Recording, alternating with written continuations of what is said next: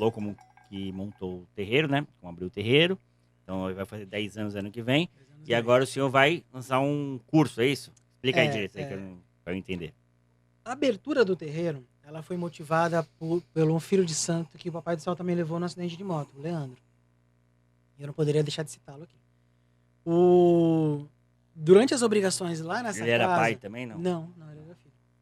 Durante as obrigações na casa, mas era um filho rebelde. Bem rebelde. Mas era bom lidar com ele, porque ele é um cara pra frente, mas rebelde. Lá nessa outra casa, ele não concordava com um monte de coisa. Antes de mim, lá na Umbanda tradicional. Antes de mim. Ele não concordava, não achava, não era. E ele foi obrigado a fazer as obrigações, mas ele estava fora. Ou você faz, ou confia, ou você não confia, tchau. Sim. Essa é a conta. Ou assim ou assim. É assim ou assim. Ele foi, a gente convencemos ele de fazer, que era bom até então. Aquilo pra gente era o certo, tá tudo certo com isso. E pra hoje, muita gente, como eu já disse, vou repetir, pra muita gente hoje ainda é. E se a vida está andando, tá tudo bem, continua. Em time que ganha, não mexe. Sim. Se tá seguindo o rito lá, antigo e tradicional, e tá funcionando, amém. Bom, graças a Deus. Continua, de verdade. E o Leandro virou pra mim e falou assim, eu vou fazer. Só que o dirigente eu não chamo de pai. Meu pai é o senhor. Como assim, cara? Tô só aqui ajudando, fazendo uma coisa ou outra, tal. Não. Meu pai é o senhor e a partir desse momento eu lhe chamo de pai, meu pai de santo. Isso antes do senhor ir pro candomblé até? Não, já tinha feito uns trabalhos. Já tinha. E até então, até porque esses trabalhos que eu fiz no candomblé, eu não podia falar que tinha feito. Porque se eu falasse assim, você entrou na Umbanda, tá aqui comigo e foi pro candomblé, você não confia. Então, tchau. Entendeu? Então, é muito... eu não podia falar. Eu tava com a minha família toda lá. Minha mãe, minha esposa, meu irmão, minha cunhada, né? Isso na Umbanda? Na Umbanda, Até o meu irmão e minha cunhada foram também pessoas que, além da minha esposa e minha mãe, pessoas que encabeçaram o terreiro comigo. A gente virou várias noites fazendo estatuto, criando rito. Isso pode, isso era legal, isso não era. Isso aqui eu gostava muito, isso aqui eu não gostava, isso aqui... Então a gente planejou muito junto, né? Eu devo muito, sim, a eles também, claro, sem dúvida. Mas o Leandro, ele foi esse gatilho de falar assim, como é que o cara me chama de pai dentro de um terreiro que eu não sou pai? Eu sou pai pequeno, babalô, formado e tal, mas eu preciso abrir minha casa. Abrir minha casa naquele momento era um tiro no escuro, sem conhecimento, sem nada, né? Então, o Leandro, ele motivou a abrir a casa. E nós tivemos várias conversas de a gente precisa pegar o que nós aprendemos e estamos aprendendo fora, tanto com a mãe Nalva, que é a minha mãe de santo atual, né? Única, né? Depois que eu saí da Umbanda, a mãe Nalva é a minha mãe de santo até os dias de hoje. E toda essa navegabilidade que eu tive aí em outros ritos e cursos que eu estava aprendendo, ele falou, você precisa pegar isso e colocar isso para fora, para ensinar pessoas que estão perdidas ali, e vêm para cá e pagam a mensalidade, e muitas vezes tem dinheiro do pão. Eu falei, tá, então vamos fazer. E aí a gente tenta, naquele momento, criar um conceito de estudo, só que é muito difícil. Eu comecei uma turma de teologia depois disso, a Leandro veio falecer, chegou a estudar com a gente um pouquinho, mas faleceu. E eu continuei com os estudos na casa. Eu fiz uma turma de teologia lá. Ele chegou a ser da casa? Inclusive nas fotos anteriores na nossa página do Facebook tem foto dele lá de roupa vermelha e tal. Posso te mostrar depois com calma.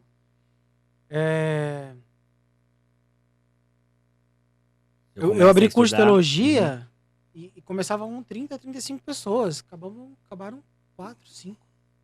Por quê? Porque eu começava a falar a verdade das coisas. O Ogum não é vermelho, não, porque o vermelho é do São Jorge. O São Jorge está posicionado lá na Igreja Católica.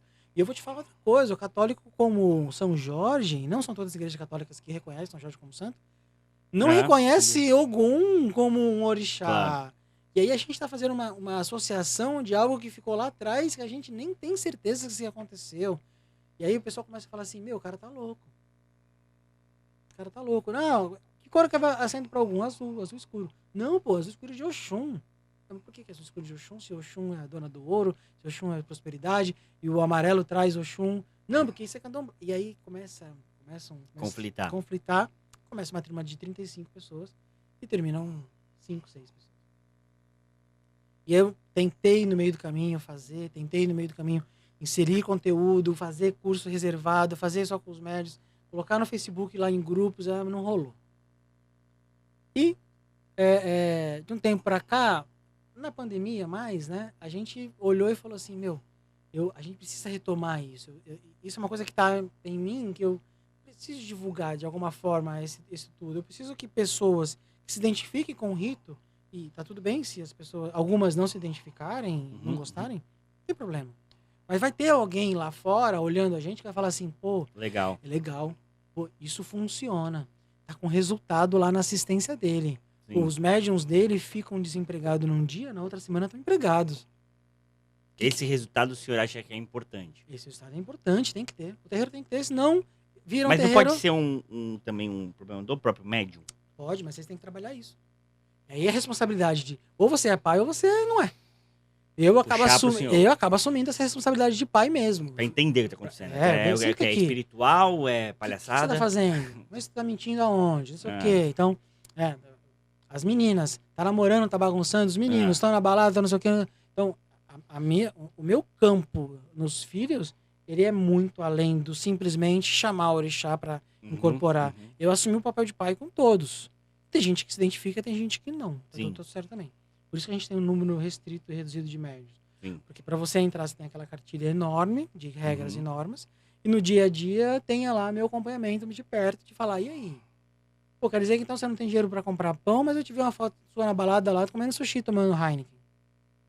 Será que a gente pode fazer uma propaganda da Heineken aqui? Pode. Heineken, queremos você aqui, hein? E aí o pessoal se incomoda com isso. Fala assim, pô, cara, meu pai de santo tá mexendo no meu saco. Só que isso vai refletir no dia a dia dele, lá trabalhando, no emprego dele, na conexão do orixá dele ajudando. Entendeu? E muita gente não percebe isso. Né? A vida desregrada não vai trazer. Exatamente. E acaba atrapalhando na vibração do terreiro? Total, porque você tem um pessoal trabalhando no conjunto e alguém totalmente desequilibrado lá, fazendo nada. Né? Fazendo nada. Preceito é uma coisa também. E aí a gente esse ano falou, não, precisa tirar esse papel, eu tenho muito material, além do conhecimento que está muito na cabeça, de vivência e de resultados que a gente colheu durante esses 10 anos, 14 na verdade, né? Eu aprendi muito também do que não fazer. Não faz isso não, que vai dar ruim. Não, não faz isso não. Ou também no candomblé, fala assim, isso aqui não cabe pra gente. Lá o candomblé tá funcionando pra eles, tá tudo bem, tá tudo certo. E vamos respeita a religião do próximo, que pra você fica mais leve.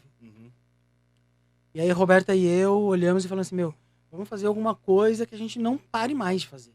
Então, nós criamos esse ano o Instituto Educacional Umbandista.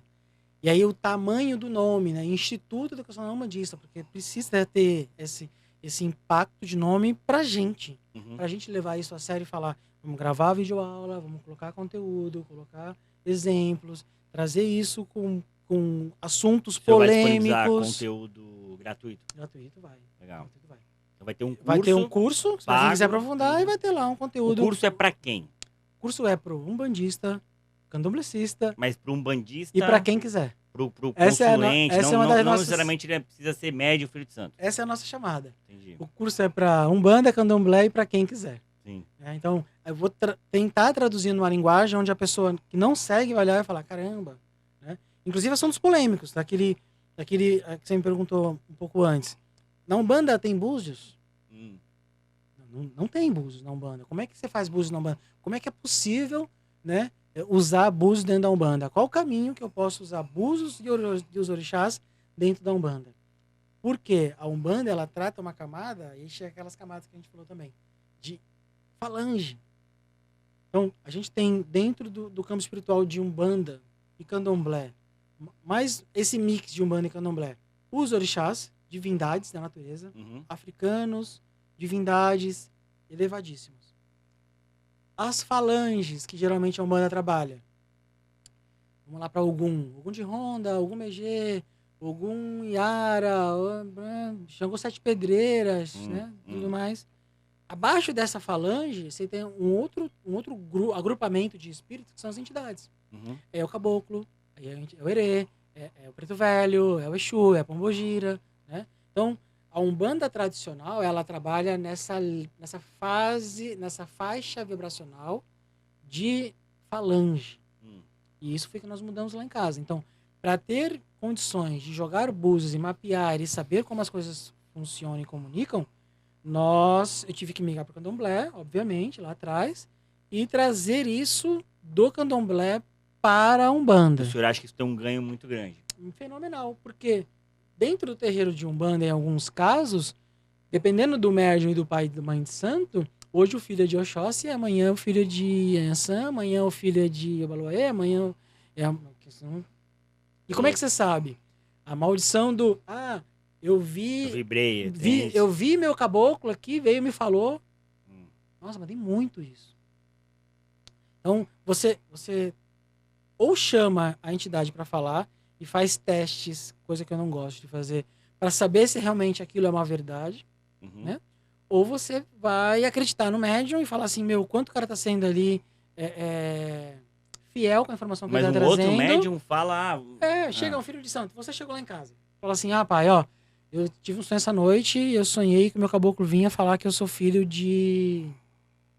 sei lá, o Baloé. Eu falo, filho, que bom, o Baloé na sua vida, que reine. Que você disse. Ou então você tá numa gira de Ançã, você sentiu um arrepio e fala assim, nossa, tô bem vibrado no Ançã aqui. E... Sou filho de Ançã. Sou filho de Ançã.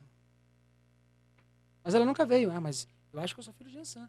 Aí fica nesse, eu acho, ele falou, a entidade do meu irmão me disse. Então, dentro desse primeiro conteúdo que a gente vai lançar aí pro próximo mês, que é polêmico, trazendo os búzios e os orixás dentro do ritual umbandista, ele vai abordar essas questões de o que o búzios faz, o que ele precisa ter. De fato, não é qualquer um que pode jogar, precisa ter mão de jogo, né? Precisa ter alguém suportando dentro do culto que já joga e tem uma experiência. A mãe do senhor joga. Inteiro, 28 anos quase jogando. Todo candomblé joga ou não necessariamente? Pra quem é pai e mãe, sim. Tá. Você só abre uma casa, um dos pré-requisitos de abrir uma casa é ter condição de jogo. De candomblé. De candomblé, sim. E aí assim, então esse curso o senhor vai ensinar tudo isso. Exatamente. Eu vou trazer o cara que é um bandista, que tem lá o médium, o consulente e o pai e mãe de santo, o pai e mãe de santo para ele ter uma segurança e ter um conhecimento a mais.